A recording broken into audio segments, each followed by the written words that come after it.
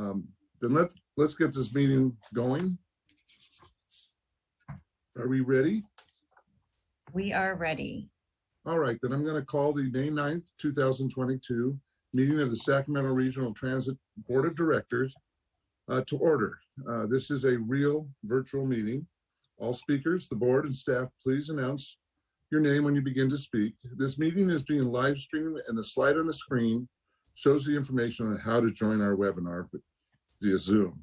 You can also call into the meeting at 253-215-8782, and the webinar access code is 854-7082-8545. If you are participating by phone, please push *9 to indicate a desire to comment on an item. And if you're joining us online through Zoom, please push the raise hand button. Be sure to unmute yourself when it's your turn to speak and voluntarily state your name for the record. And Tabitha, would you please call the roll? Okay, Director Budge, currently absent, but I understand will be arriving at 6:30. And Director Harris. I'm here. Director Howell. Here. Director Nguyen. Here, doing a mic check. Can you hear me coming through okay? Yes, I hear you perfectly. And for the record, Director Nguyen will be attending on behalf of Director Hume this evening. Director Jennings is absent. Director Kennedy is absent. And Director Natoli, and he's here. Just joined. Director Natoli's here. Thank you. Okay. I'm here. Thank you. And Director Chenier, I'm here. Director Cerna, Here. Director Valenzuela, Here. and Chair Miller. Here, thank you for joining us this evening. And if you will, please join me in the Pledge of Allegiance.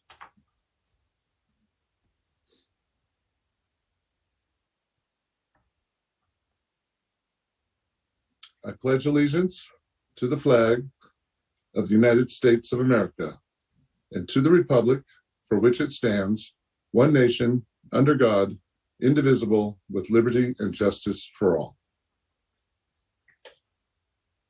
Thank you.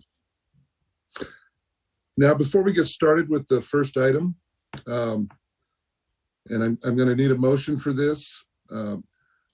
Mayor Steinberg and other city representatives are joining us for item 4.3, and I believe everybody is present now. So I'm asking to move items 4.3 and 4.4 ahead, just after the consent calendar. And with that, I'd ask for a motion. Second.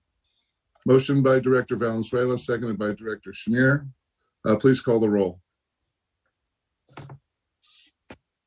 Director Budge is absent. Director Harris, Aye. Director Howell,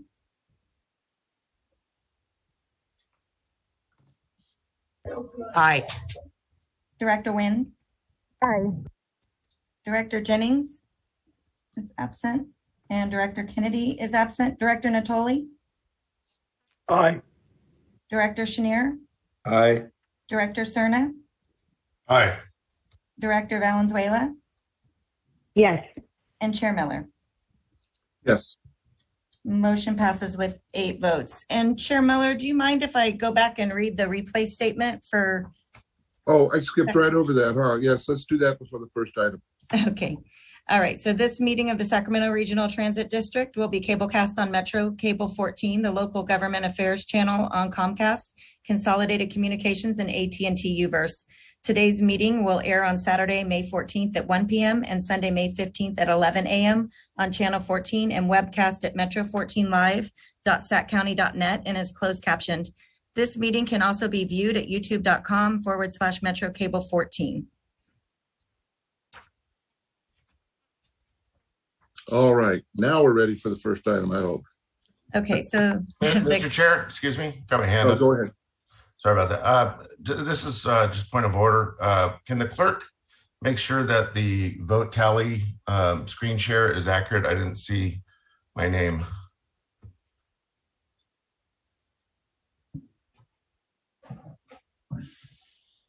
let's double check that. There we go. Thank you. Okay, Thank you. sorry about that, Director Cerna, and let's go on to the consent calendar, please. So we have consent calendar items 2.1 to 2.11. Any director questions or wishing to have any of the items pulled? If not, I entertain a motion. I'll move consent, Chair. Motion by Director Harris. Second. Second by, I didn't hear who did that. Was that Katie? Howell. Carrie. Oh, Director Howell, second. Are there any, is there any public comment before we vote? Yes, there's 2 hands raised. Okay, I'll give them 30 seconds each. Okay, This is the consent calendar. okay. Jeffrey Tartagia.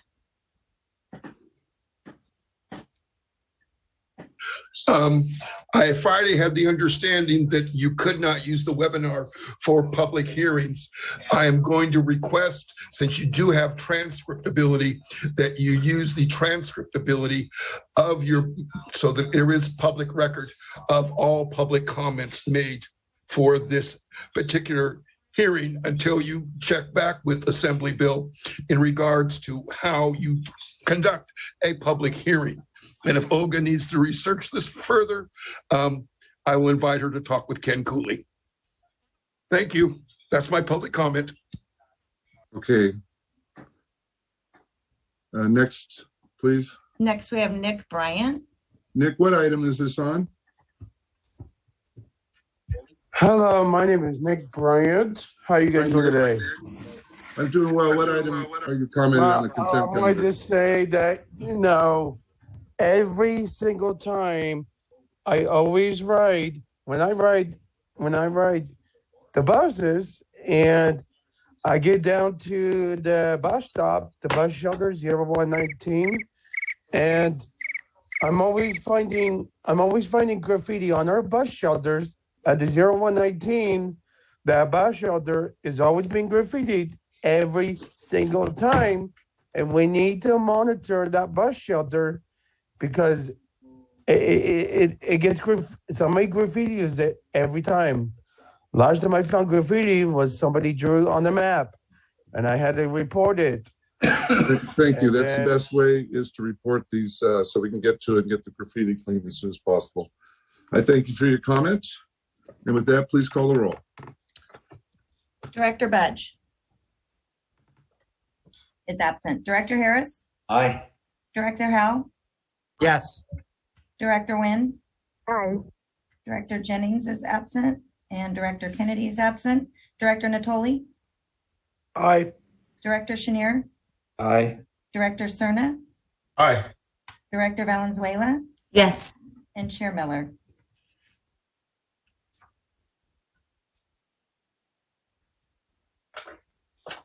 The consent calendar passes with 8 votes.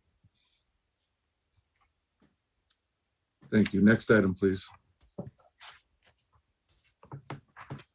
So as voted on, we're going to move to item 4.3, motion Roseville Road Safe Parking Program.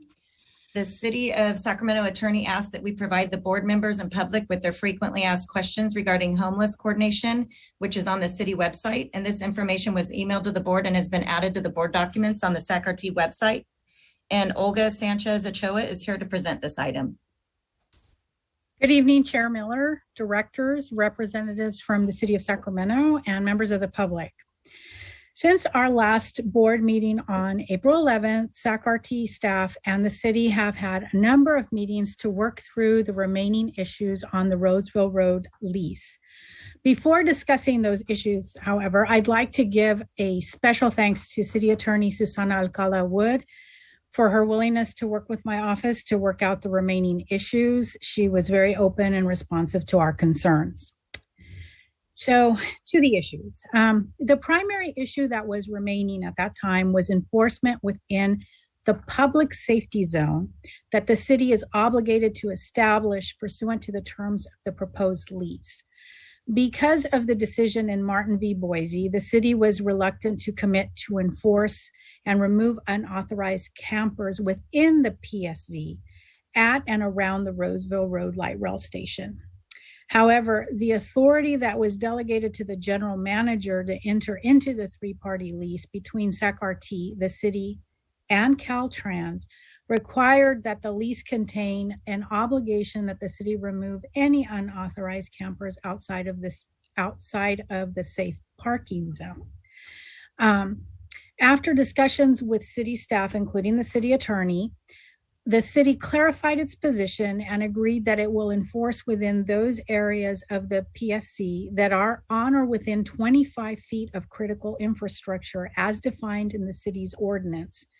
So what that means is that the city has committed to enforce the restrictions imposed by the city's critical infrastructure ordinance within the PSC to the extent permitted by law. The area that will be covered by the city's agreement to enforce covers approximately 85% of the proposed zone. This includes the entirety of our parking lot and station platform. However, it does leave approximately 15% of the PSZ that will not be covered, and enforcement will only take place within those areas to the extent the unauthorized campers are engaged in illegal activities such as open drug use, public urination, defecation, etc. But to help mitigate those potential issues, SAC-RT, the city, and Caltrans will meet on a weekly basis to coordinate any issues that come up within the PSZ and review our monitoring metrics. So this evening, staff is here to ask that the board authorize the general manager to enter into the lease, understanding the enforcement will not take place in a very small portion of the station, but will take place in the majority of the station. A second issue that SAC-RT staff discussed with the city is whether the city would indemnify SAC-RT for any claims arising from the city's enforcement of the critical infrastructure ordinance within the public safety zone. The city confirmed that it would indemnify SAC-RT and Caltrans, and we have agreed to language that will be included in the lease agreement reflecting that commitment. The final issue that SAC-RT staff and city staff discussed was the issue of SAC PD officers assigned to SAC-RT and their ability to enforce the city's critical infrastructure ordinance within SAC-RT's property. The city advised that if SAC-RT adopts the city's critical infrastructure ordinance, SAC PD officers assigned to SAC-RT could enforce our ordinance.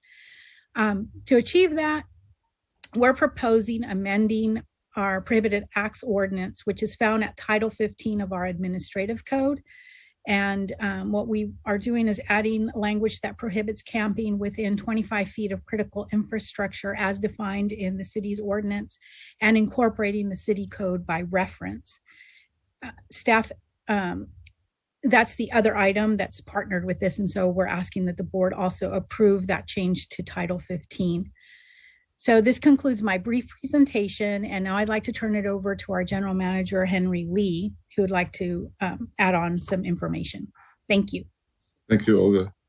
Thank you, Olga. I also wanted to thank all the parties involved in the safe parking program in the last 6 to 9 months. And we have had, especially recently, we have had some highly productive and collaborative meetings.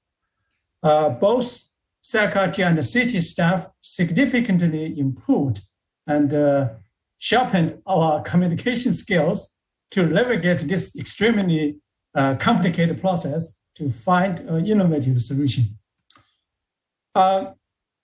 City and SAC-RT team have met and communicated at least 10 times just in the last 2 or 3 weeks on all of the complicated issues, especially involving legal and regulatory compliance. Special shout out to the legal teams from both sides, City Council, City Attorney, and our General Counsel, Olga. And also I want to thank you, Jay, for encouraging the legal teams from both sides to help to build consensus. And since you asked us to do so, and the two-side legal teams worked very diligently to clarify lots of, the green zones, let's say, lack of the better words. No matter what the outcome would be, this has been a very significant undertaking, and I truly appreciate everyone's cooperation and the collaborative spirit. And the reason tonight, staff recommend board to approve this initiative. It's because both city and Sacramento staff have done our best, due diligence to reach a reasonable deal to enforce the safety and indemnify Sacramento. Both sides also agreed to meet every week in the future to identify any potential issues and proactively address these issues. So I think we are in a good stage to ask the board to approve this. And also Sacramento will be looking for potential grants from federal and state, specifically just for this project to support cities' needs for additional operational cost and unhoused population care. I also want to thank Mayor Steinberg for attending tonight's meeting and spearheading this extremely important project for the whole region. Mayor, do you have a couple minutes to speak? I sure do. Mr. General Manager, I'm Darrell Steinberg, the mayor of Sacramento, former RT board member from years ago. I just wanted to come on to answer any questions, but really to give my profuse thanks to your general manager, Henry Lee, and to your chief counsel, as well as my city manager, Howard Chan, and our city attorney, Suzanne Alcala-Wood, and all of your respective teams. I know that these are not easy issues, and I know this has taken some time, but the product is worth the wait, in my opinion, because it establishes a precedent, and I think a very important precedent, that you are us and we are you. Really, even though we are separate governing bodies, the intersection of this issue impacts all of us, regardless of what our responsibilities are in leadership in this community. And so to be able to use this parking lot and to be able to alleviate the burden on Roseville Road itself and other parts of this part of our city and county, to provide relief and to use this as the beginning of a pathway for people and families out of this wretched condition of homelessness, I think is a heroic act. And I want to thank you, Henry, for wading through all of this and getting us to this place. If you want to look at the substance of the compromise, the city is indemnifying, of course, regional transit for any problems. And then in terms of the difference from the last vote that the RT board took, it's sort of an 85-15 compromise, because the city will continue to enforce and RT will continue to enforce the no camping area in 85% of the territory. It's only the 15% outside of the critical infrastructure zone that is changed from the prior deliberation that this board made some months ago. So I think this is really important. I commend this to you.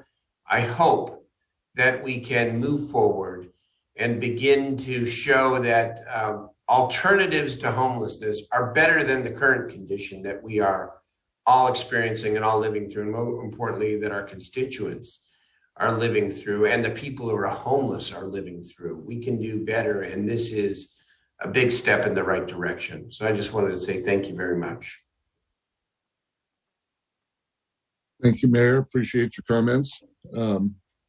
And with that, I'd like to ask if there's any questions of directors. I'll follow that up with public comment and then comments from directors and I'd entertain a motion at that time. So with that, any questions from directors? I see Director Cerna with your hand up.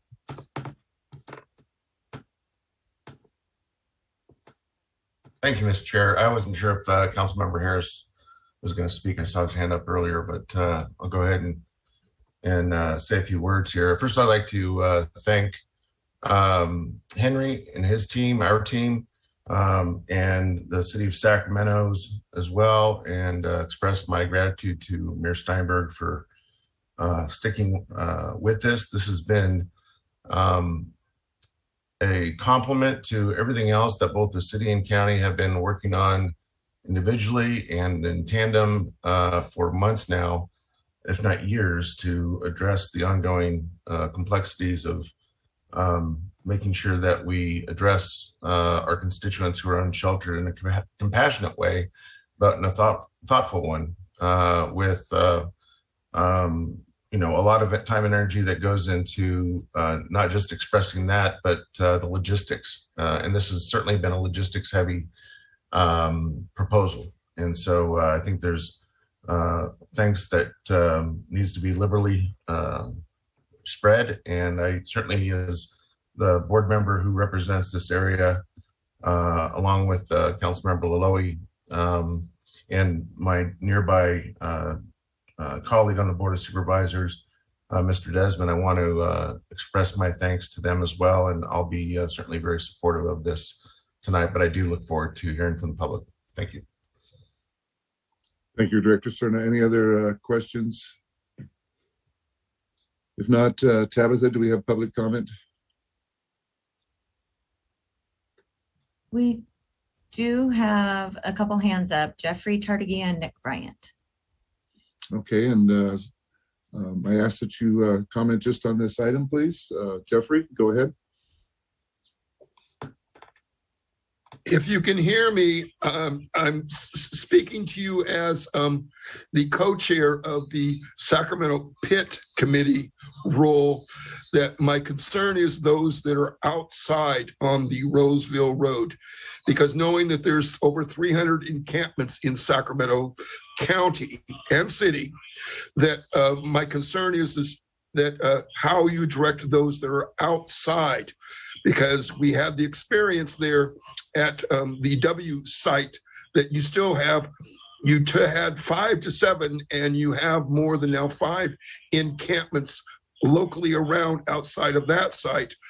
And unfortunately, public, or shall we, code enforcement has not been very effective at directing what code enforcement needs to be done around encampment sites.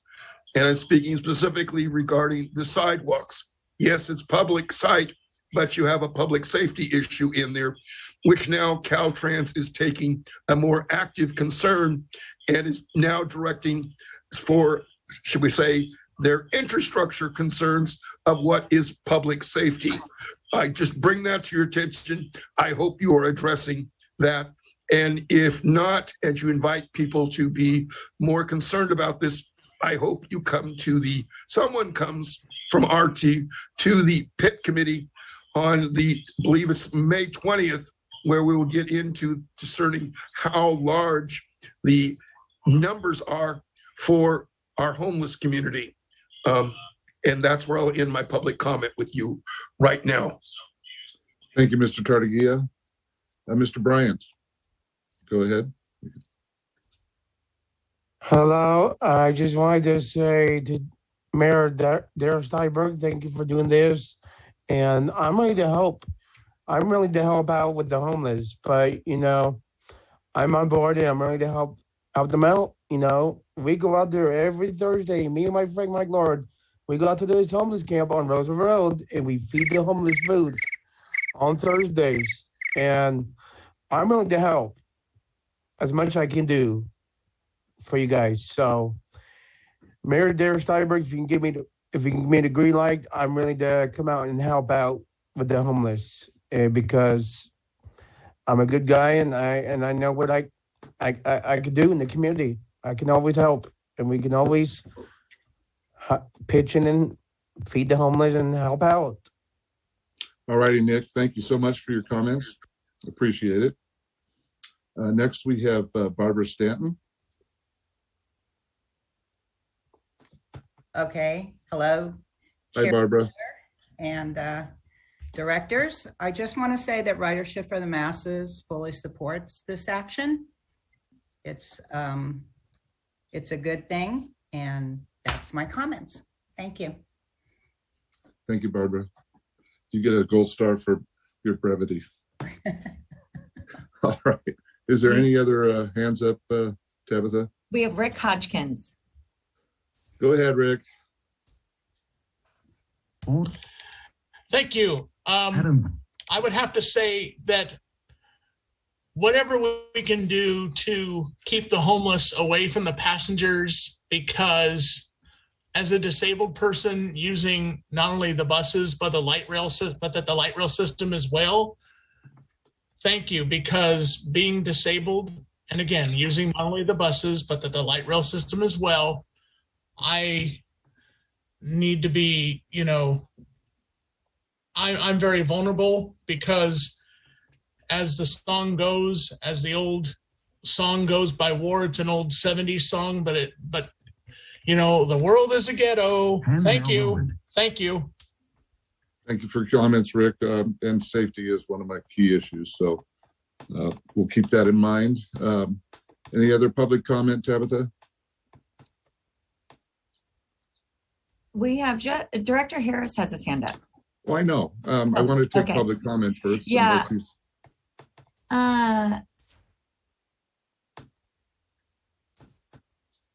That's it. Okay, thank you. And then let's move on to Ms. Director Harris. Thank you, Chair Miller. This is a good compromise. I stated at the last meeting that it was imperative that we be able to protect the RT station and areas surrounding in order for this safe camping ground site to be effective and meaningful. I think that our respective teams have really forged a good agreement here, and I would like to move approval. Okay, there's a motion by Director Harris. Second, Cerna. And a second by Director Cerna. Any other comments from the directors? Are we doing both issues? Are we doing both issues together, Mr. Chair? No, we're just on 4.3 right now. As far as I know. Let's handle this as separate. Okay. Is that okay? Yeah. You're the chair. Thank you. Please, can we change that somehow? With that, I lost my place, but it sounds like it's time to call for the vote. The one thing I would say about this is, and I've been very concerned, and thank you for the indemnification. It's still like a report back from staff monthly, maybe on some key performance indicators like how our ridership's doing, any incidents, safety or otherwise that we have, just to keep an eye on things. And, I hope this works. I'm willing to give this a try. And so I will be supporting this. And with that, please call the roll. Director Budge is still absent. Director Harris? Aye. Director Hell? Yes. Director Nguyen? Yes. Director Jennings is absent, and Director Kennedy's absent. Director Natoli? Aye. Director Chenier? Aye. Director Cerna? Aye. Director Valenzuela? Yes. And Chair Miller? Yes. 4.3 motion passes with 8 votes. Thank you. Okay, and then next item, please. And I do want to thank our guests. You may stay on if you wish. I did notice we had Councilman Alohi with us. And thank you, Mayor Steinberg, for your time. Thank you.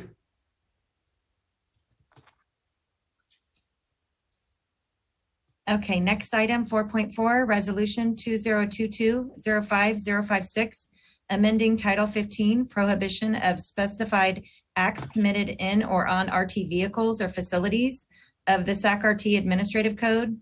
to provide notice of conduct prohibited under Public Utilities Code Section 99170.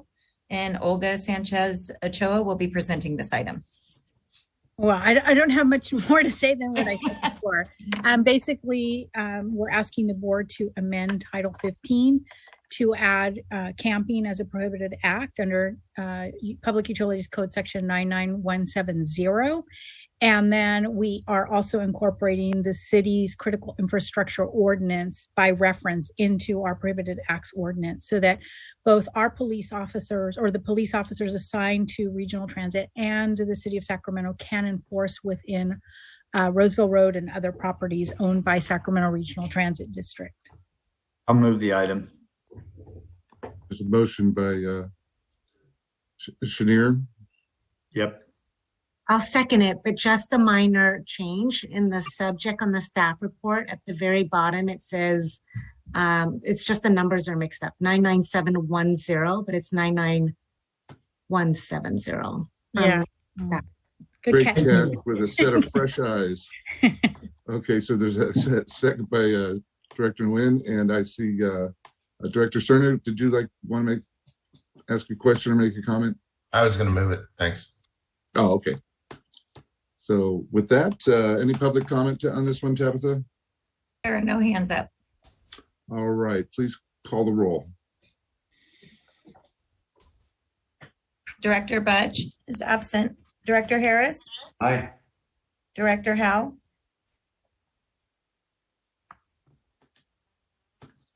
Director Howell?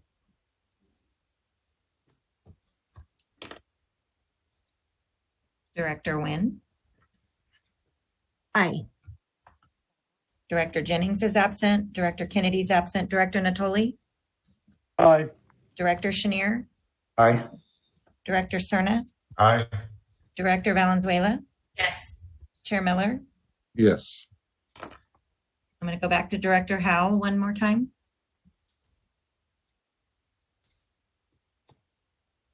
And we'll go with resolution passes with 7 votes. Very good. Thank you. Next item, please.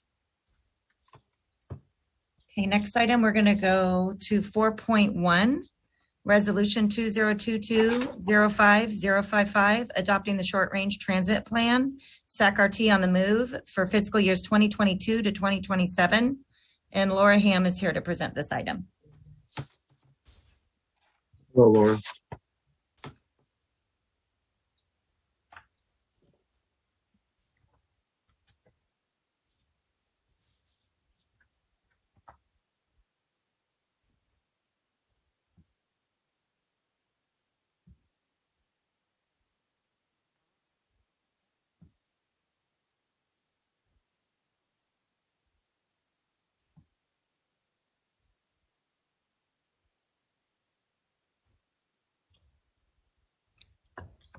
This is Laura. Can everyone hear me now? I apologize. I lost my internet connection.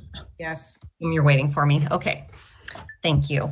Hopefully that won't happen again. I've been having intermittent issues. I'll preface with that. So good evening, Chair Miller, directors, and members of the public.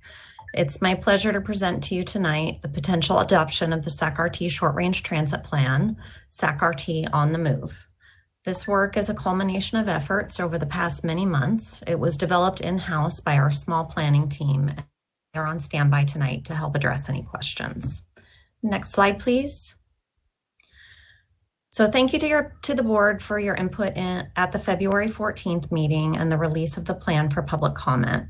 To provide you with a quick recap, a short-range transit plan is required for SAC-RT as a direct recipient of federal funding, and our plan is expiring this year. The new plan spans fiscal years 2022 through 2027. It includes the September service changes authorized on consent and will be updated as needed in that time period. Our public comment period is now complete, and we have documented our public outreach efforts in the plan and in our written staff report. So thank you as well to our many partner agencies that have provided input on the document. Next slide, please. We shared these project considerations with you back in February. In summary, a primary goal of this project was to incorporate all the public comment and lessons learned since our SAC-RT Forward network redesign in 2019, and to encourage extensive feedback on what comes next in order to allow SAC-RT to develop a sensible plan for moving ahead. This 5-year plan builds upon the framework of the SAC-RT Forward network redesign project effort and also acknowledges the significant impacts of the pandemic and national workforce shortage.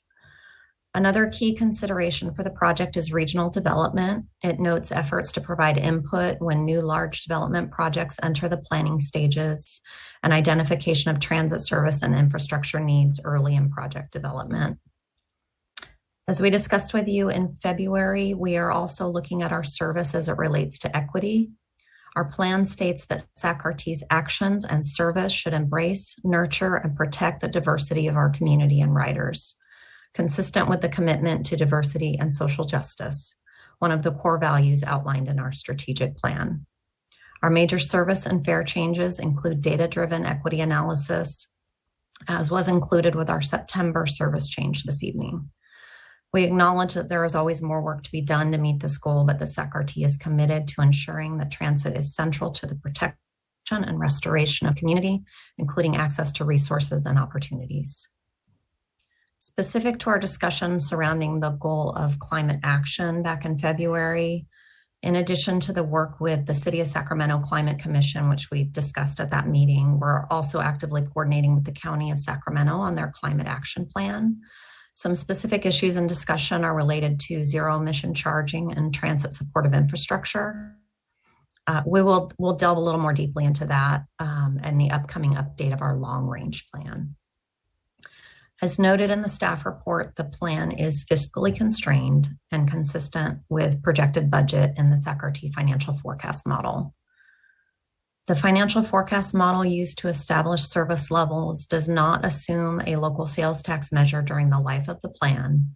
Therefore, service improvements are primarily cost neutral. If a new funding source becomes available, such as a local sales tax measure, the model and the short-range transit plan would be amended accordingly, and SAC-RT would propose adding service where we have identified a need.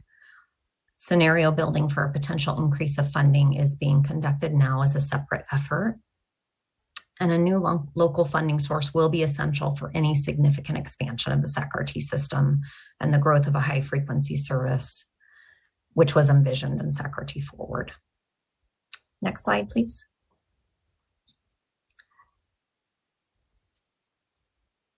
Received during the comment period into the document, we received 95 written comments. A big thank you to all of our riders that took the time to participate in our outreach meetings and comment on the plan. Detailed explanations in response to the top 5 common requests are included in the 5-year service plan. As it relates to the requested extension of Route 13, there is a proposed extension to the nearby Route 11 to the Sacramento International Airport that will support new development in the area. In North Natomas, we have proposed a new route on Duckhorn Boulevard from Del Paso to downtown in direct response to a public comment. Another common request was Elk Grove weekend service.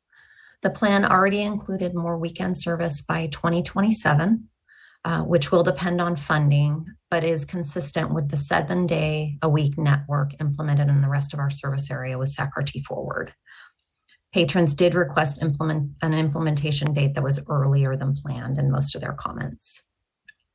The other 2 requests are outside of our project timeframe due to anticipated development in those areas or other constraints.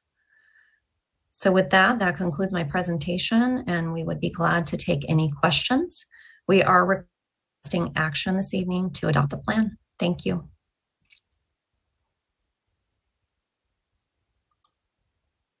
Thank you, Laura. Any questions or comments from directors? I'm not seeing any hands. With that, I'd ask for public comment, Tabitha. We have Jeffrey Tartagia and Nick Bryant. All righty, guys. Go ahead, Mr. Tartagia. Yes, I appreciate the fact that 95 comments came in. I do believe every time that you offer the opportunity for public comment in there, you have a more helpful plan.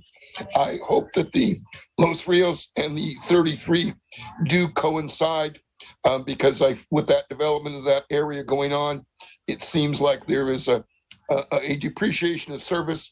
And I do appreciate hearing the strong suggestion about getting a, should we say, further bridge across the American River. Although I am a little drawing some concern about dealing with the 160 bridge concerns through there. I'm serving right now on a Caltrans committee. And so the enlightenment there is offering some insight of what else may be happening in Sacramento. I hope that RT is well aware of that. And I do recognize that this is 5 years into the 10-year plan of dealing with the I-80 changes that are going on through Yolo County. I hope that is recognized as we proceed further on the expanding the 50 in recognition of further issues on transportation going on through there. And with that, I will end my public comment. Thank you, Jeffrey. Mr. Bryant.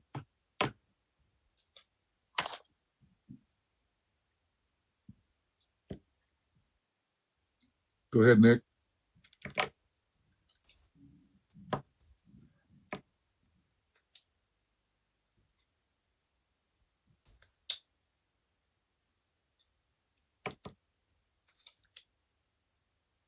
Nick, you need to unmute yourself.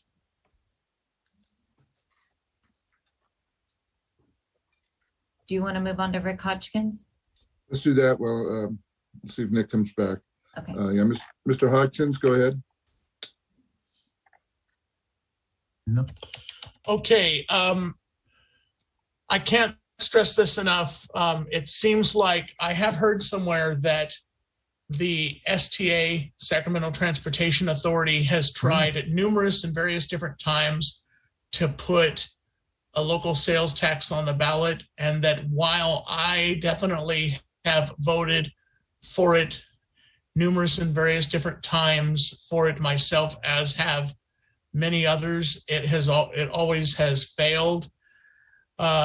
This time turns out that a group of citizens has come together and is bringing it forward.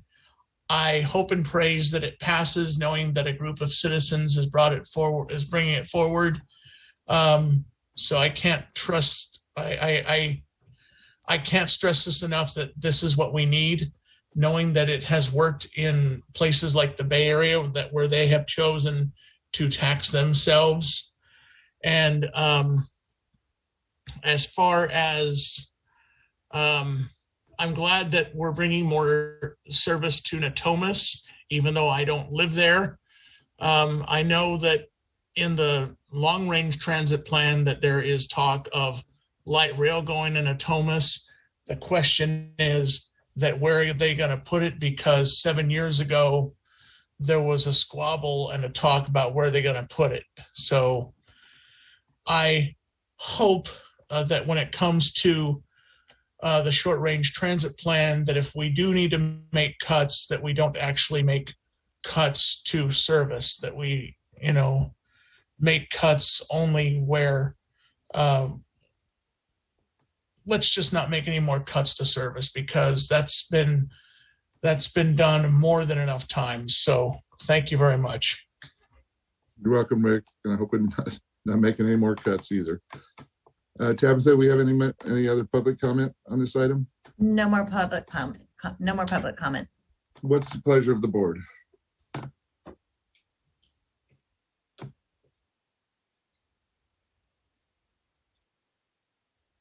So I will move we adopt the short range transit plan.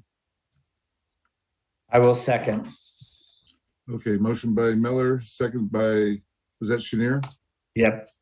Thank you, Jay. Roll call, please. Okay, Director Budge is absent. Director Harris? Aye. Director Howell? Yes. Director Nguyen? Aye. Director Jennings is absent. Director Kennedy is absent. Director Natoli? Aye. Director Chenier? Aye. Director Cerna, Aye. Director Valenzuela, Yes. and Chair Miller. Yes. Item 4.1, resolution passes with 8 votes. Okay, let's move on to item 4.2, please. Item 4.2, resolution 2022-05047, approving a visual artwork policy and standards pertaining to the approval and placement on SACRT property. And Deborah Salinas is here to provide a brief update on this item. Hi, good evening, board board and members of the public. Tonight, I am once again bringing forth the visual artwork policy for adoption, which has been amended to address more clearly some of the matters raised during the March 28th board meeting. This includes art in public places in section 4 and public memorials in section 10 of the updated policy. The discussion regarding window coverage will also be addressed in future board light rail advertising procurements. I'm happy to answer any additional questions or concerns that you may have at this time regarding the amended staff report. Thank you very much. Thank you, Deborah. Any questions? I see Mr. Cerna has his hand up. Thank you, Ms. Chair. I just wanted to express my thanks to Deborah and Chris for taking the time to not just hear me at the last, well, it wasn't the last, but I guess a couple of meetings ago about this item. We had a chance to meet one-on-one, and I think the product of that conversation has helped shape a slightly improved policy, and certainly prepared to support it tonight. I know that we need to hear from the public, but you can expect a motion out of me in support. Thank you. Thank you, Director Cerna. I see no other director hands. Tabitha, do we have public comment on this item? Barbara Stanton has her hand raised. Who does? Barbara Stanton. Oh, okay. Go ahead, Barbara. Oh, Steve Miller, Chair Miller, and directors. Okay, we are concerned about the window coverings and hope that eventually that issue will be resolved. We have heard from some people that look out on the light rail and cannot see out, and very concerned by them. So we do hope, if that's what you were talking about, Deborah, we hope that that issue can be resolved. And that's my comment. Thank you. Deborah, what was the resolution on that? Oh, the resolution number or the resolution on the window coverings? Yes, the window coverings. Okay. Thank you. I just want to be sure. I don't. Okay, so what I'm planning to do is, I've heard that comment from quite a few people. So I want to make sure when I come back with the bus and light rail advertising contracts that we only cover at max 50% of the windows, so that people can see and in and see out. So we know that that's number one, a safety concern for people. I know cyclists want to know if there's space, so they want to be able to see in the train. And also it's a maintenance issue for us, quite frankly, on the windows. So I'm well aware of that. And my plan is to only at maximum cover 50% of windows moving forward. All righty, thank you. Any other director comments or questions? If not, I'd entertain a motion. So moved. Second, Wynn. Motion by Director Cerna and a second by Director Wynn. And someone mute their mic, please. There we go.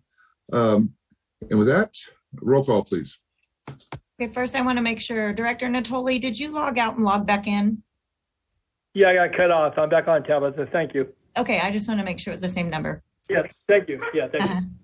Director Budge is absent. Director Harris? Aye. Director Howell? Yes. Director Wynn? Aye. Director Jennings is absent. Director Kennedy is absent. Director Natoli? Aye. Director Chenier? Aye. Director Cerna? Aye.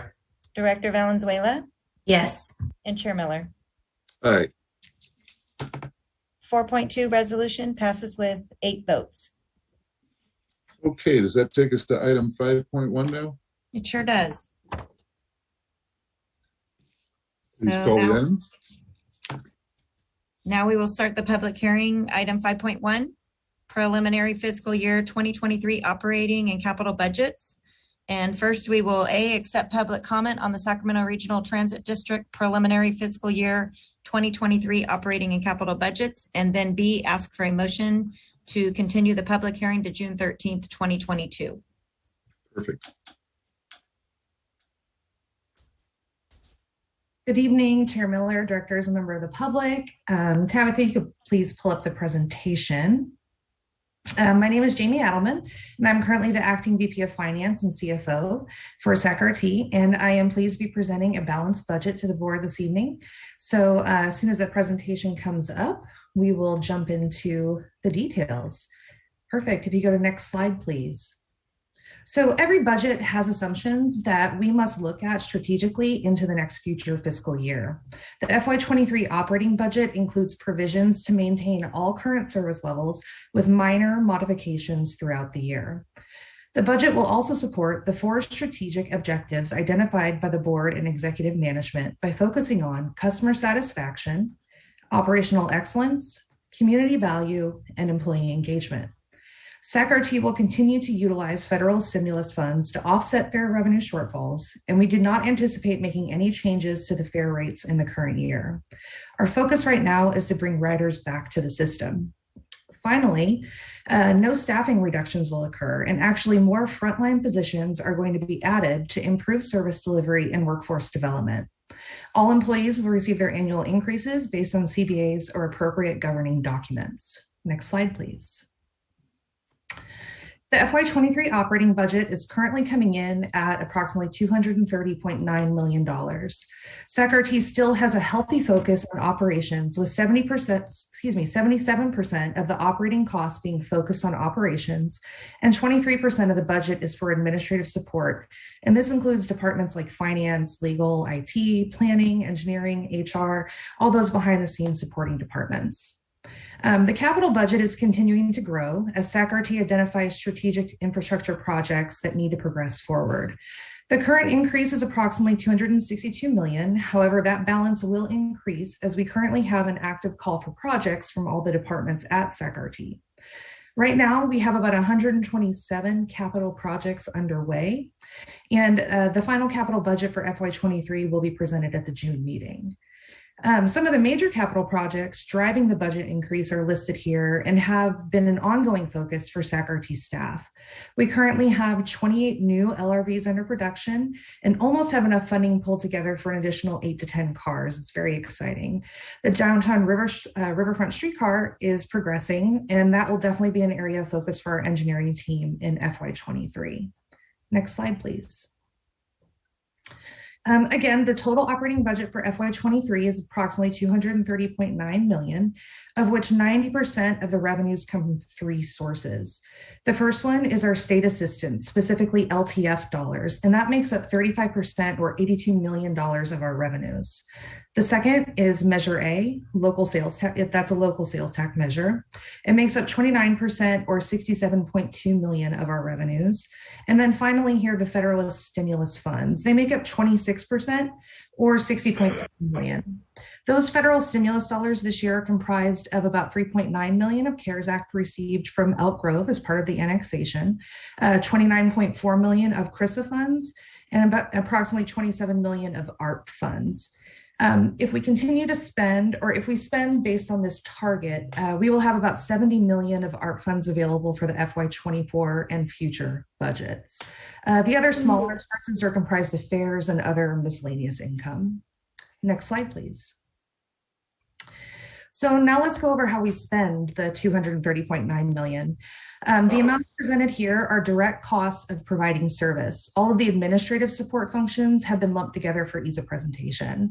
So you can see the largest budget area is bus operations at $99 million. This includes all fixed route bus, smart ride, CBS fixed, and contracted services.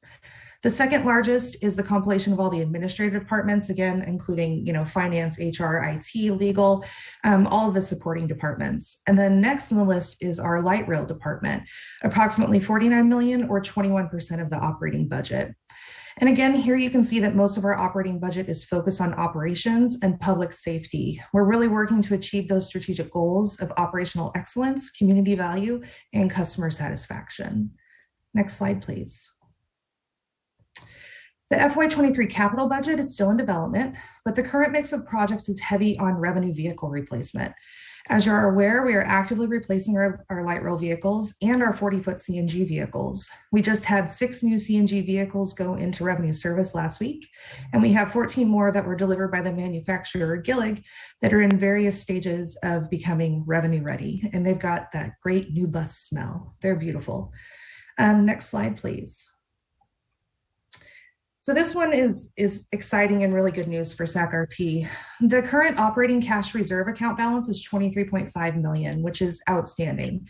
It really demonstrates that SAC-RT has been acting in a fiscally responsible manner and setting aside reserves to manage potential revenue shortfalls in the future.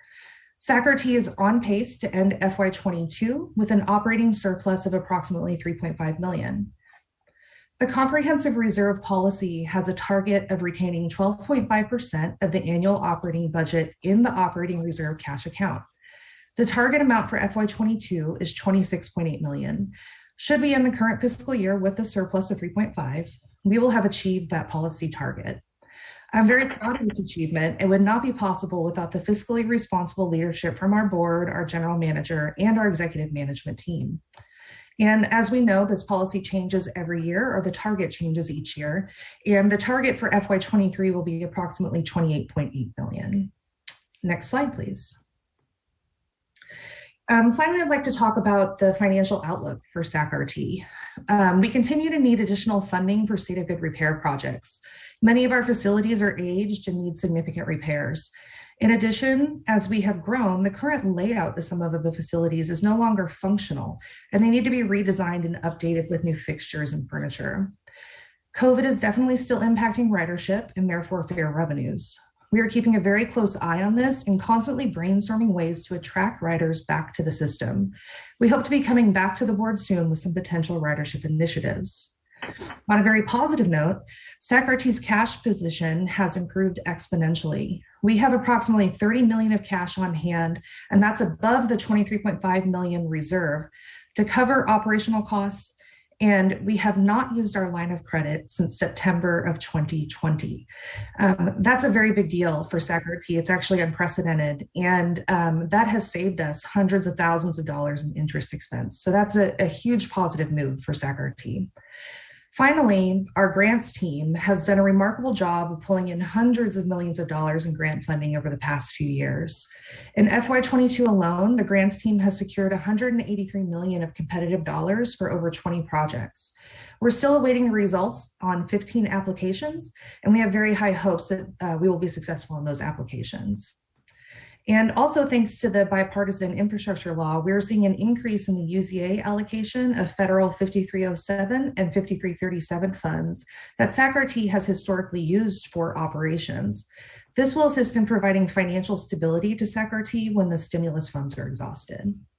Next slide, please. Finally, just to recap the process for the budget cycle, the preliminary FY23 operating and capital budgets were released for the 60-day review on April 11th. This meeting is our formal public hearing to receive public comment, and then I will be back with the final budget for adoption on June 13th. And with that, I'd just like to thank you for your time, and I'm available for any questions or comments. Thank you, Jamie. Great news on the reserve. That's been a big issue for me, and that's really why we haven't had to use our line of credit either. Absolutely. Yes.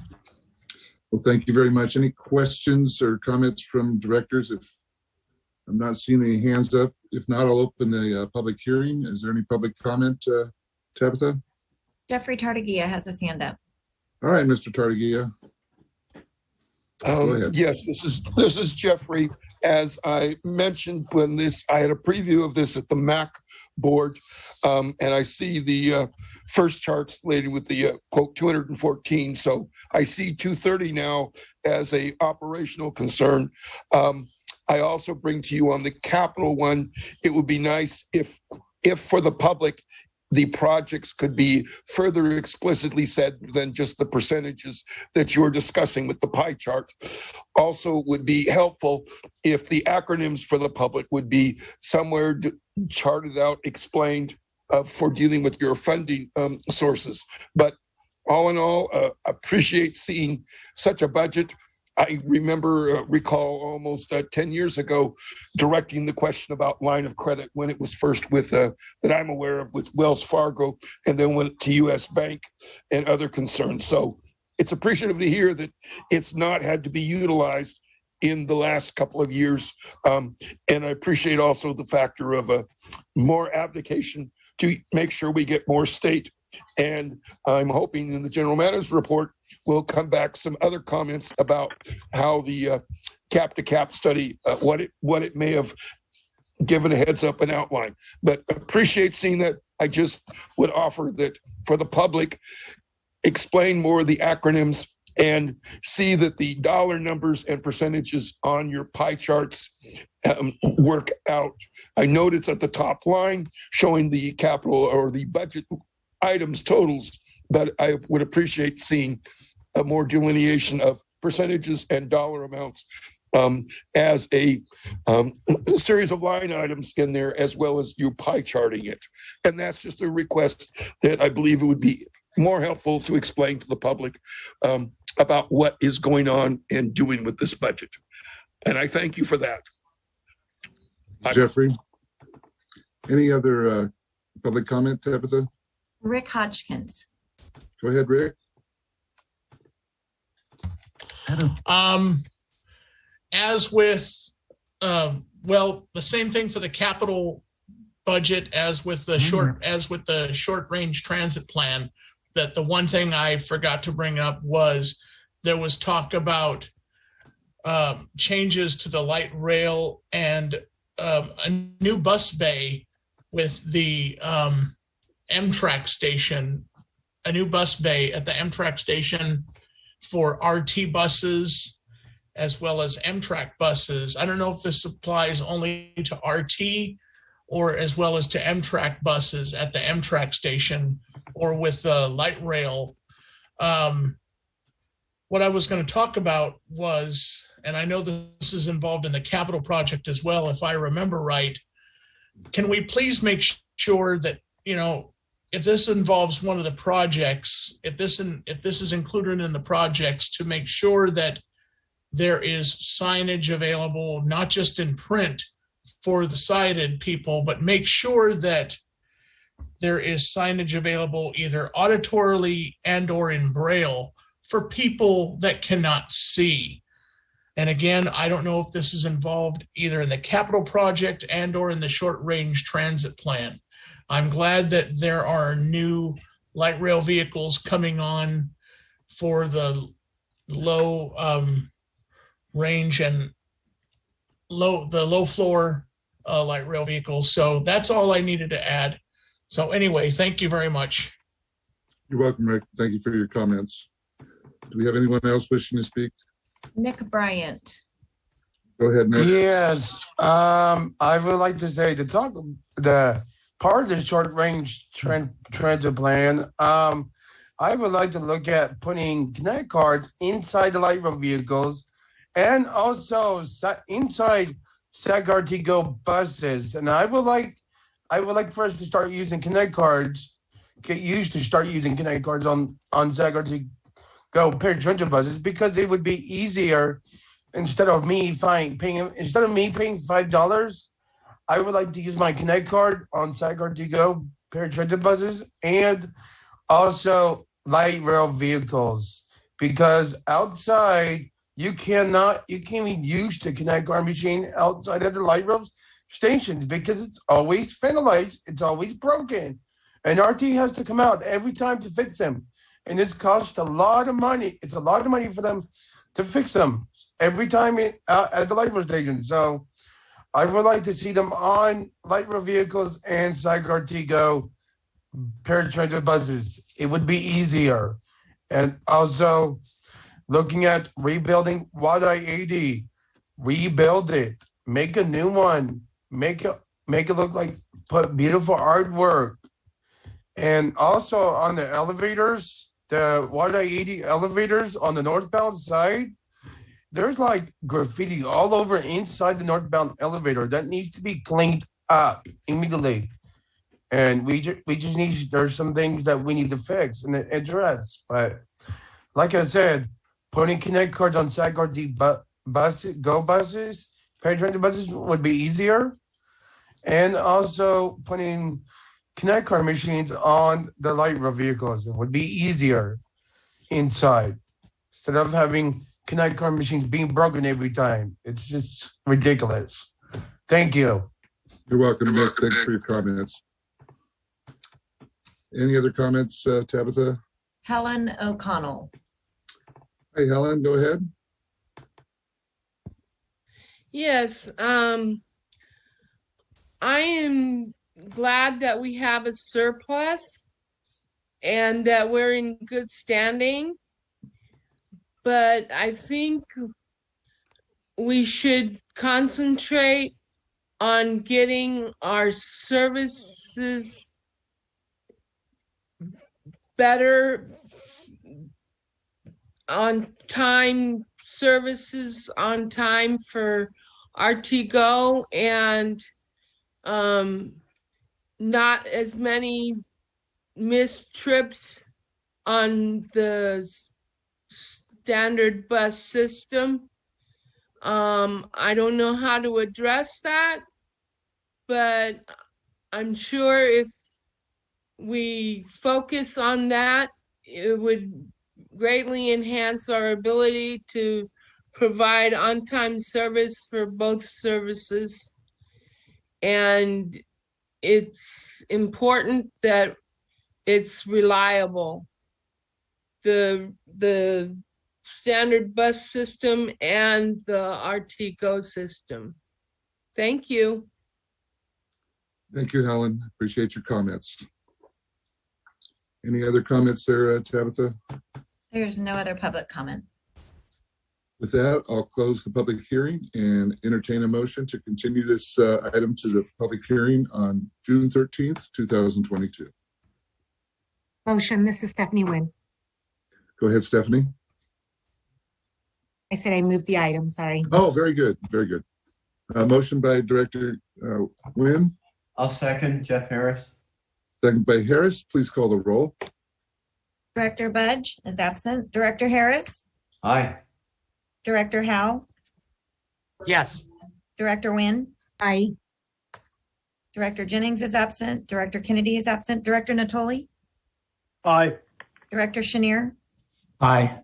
Director Cerna? Aye. Director Valenzuela? Yes. Chair Miller? Yes. Motion passes with 8 votes. Thank you. Next item, please. Next item, number 6, public addresses the board on matters not on the agenda. All right, here's where we get public comment on matters not on the agenda. That is not what the consent calendar is for. So I ask if you have matters on the agenda, you use item 6 here. And with that, do we have any public comment? Yes, we have a few hands raised. We'll start with Barbara Stanton. Go ahead, Mrs. Stanton. Okay, so I'll try to be real quick. Barbara Stanton again. Just to jump on what Helen said today, I don't know if you're aware, but today over 17 routes, 80 trips were bus cancellations. They range from mid-morning to evening. This is a real problem and happens every day. The other day there was 63 bus trips canceled over the system. We have worked with staff. We've had a meeting with staff to try to find out how it would be a way to tell people that these trips are not happening. So we hope that we will continue to work with staff to figure out something. But canceling bus trips is kind of unacceptable to us because people can't get to where they're going. And that's all I have to say on that. And the other thing I wrote a note about, we'd like to see the agenda back on Wednesday or Thursday instead of Friday. We know you have 72 hours, but it really cuts it close for people to look at the agenda, make comments, and like that. I guess we got kind of we were spoiled because we did have the agenda on Wednesdays and Thursdays. And I know there's a 72-hour minimum, and RT lately has been using the 72-hour minimum. And again, we would like to see the agenda post on a Wednesday or Thursday. But the bus trip cancellation is really a big thing with us, and we hope to continue to work with RT to figure out a way to let people know that their bus isn't going to come, and hope that RT can clear up the bus trip cancellation issue, because we haven't been able to sort of pin it down why all these bus cancellation trips are happening. So that's my comment, and thank you very much. All right. Well, perhaps our general manager can address that during his report. Any other comments? Allison Kustik. Go ahead, Allison. Good evening, board. I would like to encourage the board to conduct oversight on the effectiveness and success of the SAC-RT Smart Ride program. I'm someone who takes public transit nearly daily to get to and from work. And since the service changes that were severely cut back at the beginning of April, I've had to rely on the Smart RT program much more often. And several times I've had to wait for a bus 30, 40, 45 minutes after it was estimated to be in its location, in the pickup location. And it's me and other riders who are experiencing this inconsistency. That's really a problem when we don't have, a consistent bus route to take. We're relying on this system that I think these wait times indicate that it isn't successful. So I'd like to request that you provide some oversight on that program and see how it might be improved. And I have communicated with SAC-RT staff on this problem, and I'm happy to assist in however we can work to improve this service. Thank you. Thank you, Allison. Point well taken. I'm tired. Next comment. We have No. Rick Hodgkins. And Jay, mute yourself. No. I would like to thank Nick Bryant for mentioning the elevators. At Watna 80, we have 2 brand new elevators installed so far. And I can't help but that wonder why people are writing graffiti and vandalizing on the new elevator doors. If that's happening, that needs to stop right now. And speaking of the elevators, we need to do what the BART system is doing in the Bay Area and has been doing for years, and that is letting people know on the bus and light rail system auditorily if the new elevators ever are out of order, and that when, because I mean, I know that they're new elevators, but but should they ever go out of order,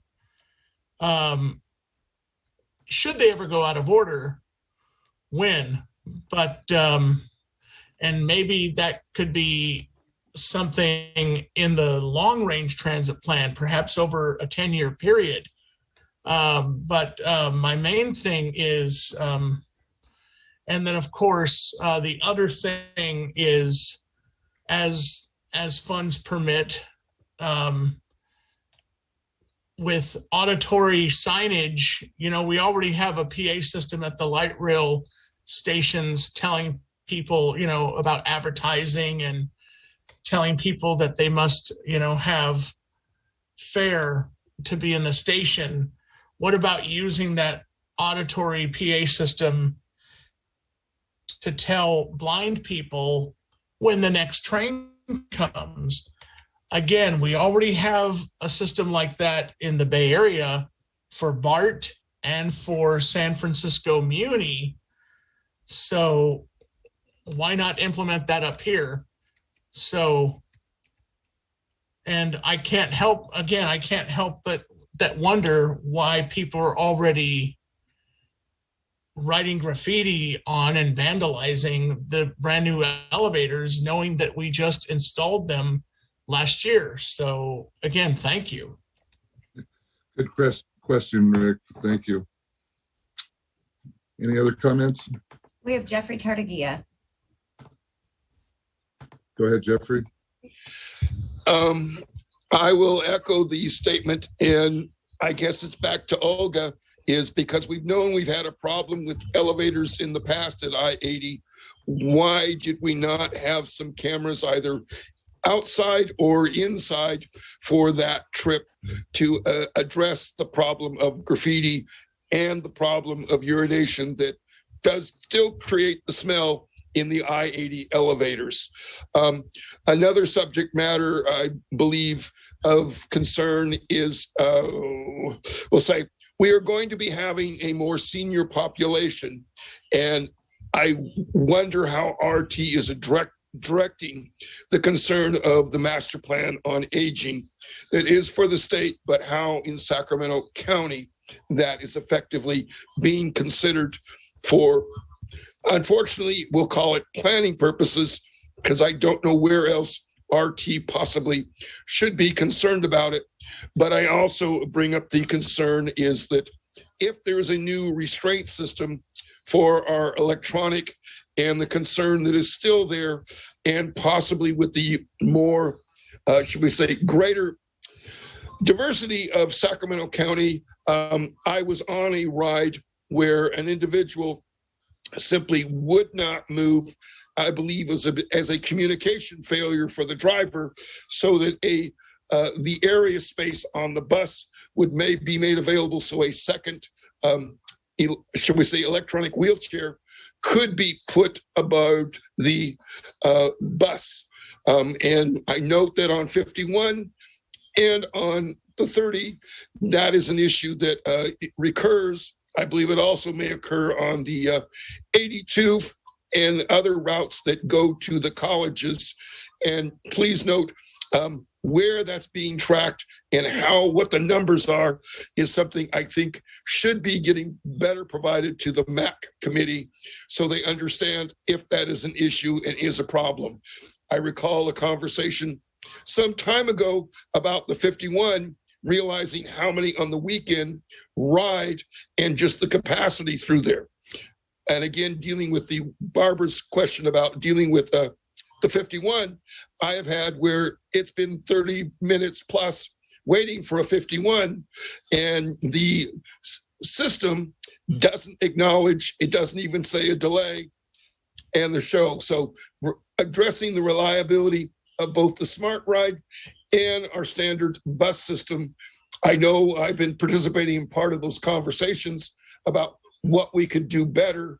And I do feel that there should be a way of, at least when a bus line is going to have a delay, that somewhere that should be put the ability.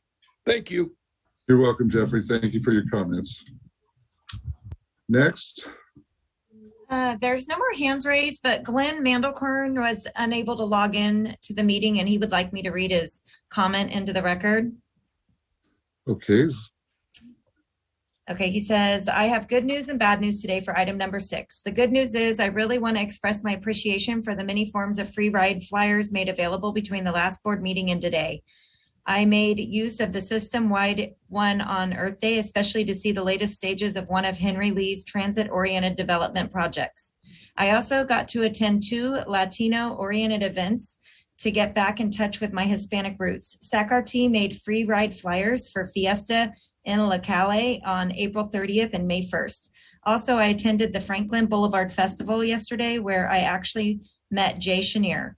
Unfortunately, as some SACRT people are aware, I was attacked yesterday at the Fruit Ridge station during my return. Someone wrestled me and stole my phone. I'm physically okay. Mentally, I feel a little uneasy, hence my not participating tonight. I'm grateful to those at SACRT who are putting me at ease and with whom I'll follow up tomorrow.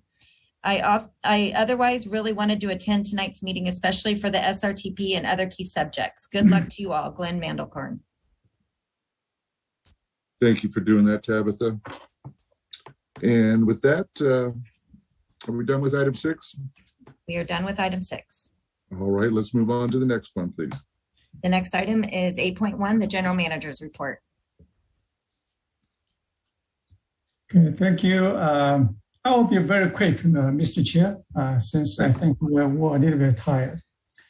So let me begin by wishing all the mothers a belated Happy Mother's Day. I hope everyone took time to celebrate. Today is May 9th, which means the annual May is Bike Month tradition is well underway.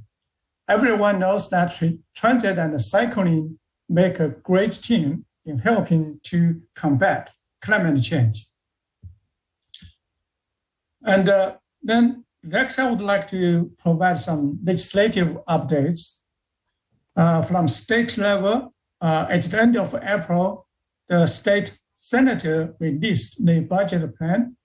The package includes $20 billion for infrastructure over the next 4 years. If the state legislature can reach agreement, this plan will position our state to successfully leverage the federal bipartisan infrastructure law to its fullest. On the federal side, I want to thank SACATI's board members that were back in Washington, D.C. last week advocating for investments in public transit. Chair Miller, along with Director Harris, Attorney Budget, and Jennings, with two SACATI staff, will advocate for our region and thanked our delegation for a support of the bipartisan infrastructure law. The bipartisan law combining with the transportation appropriation bill gave 37% of the more formula funds and 60% more discretionary funds. As Congress prepares for the FY23 budget, there will be again an opportunity for members to seek community project funding. House members are limited to 15 requesters, so we are extremely honored to have been informed that Congressman Barr will move forward with our request for funding the low-floor conversion of several library stations along the Gold Line. And we have also submitted to the rest of our delegation in the Capitol and are waiting to hear back. Now I will skip the procurement and business waiver section and move on to the topic multiple people have talked about today. The elevators at our Watt I-80 library station have been totally new now. The two new elevators at this station now open for riders who are unable to use the stairs, as you can see from the screen. We would like to thank everyone for their patience during the upgrade process. We're so excited to see this station fully operable for our customers. Future improvement plans are underway for this transit center or hub to link northeast region in the Northern California. The improvement plans include reconfiguring in the east and west stairways to increase visibility and safety, upgrading the transit center on Watt Avenue by enhancing safety, lighting, seating, and widening the bus loading zone. Currently, the project is in preliminary engineering with anticipated final design complete by summer next year. Regarding our Q Street lease, at the end of last month, I signed the lease agreement for approximately 20,000 square feet of office space at 1102 Q Street. The office building is across the street from SACATI's Customer Service Center and adjacent to our 13th Street Library Station. And it's conveniently served by all three library lines and several bus routes. The building will host SACATI's administrative staff, Phase 1 of the move-in will begin later this summer. To conclude my remarks, I want to offer my congratulations and thanks to the budget team and the agency-wide staff too for a smooth budget process. If you can recall, last 3-4 years, our budgeting process has been very smooth, and we always come up with a fiscally responsible budget and identify new and innovative funding sources very exceptional way. I also want to thank the leadership team for having a strong sense of responsibility and ownership for the physical health of the agency, and for ensuring a highly responsible, accountable, and reasonable budget that will ensure equitable service to the community.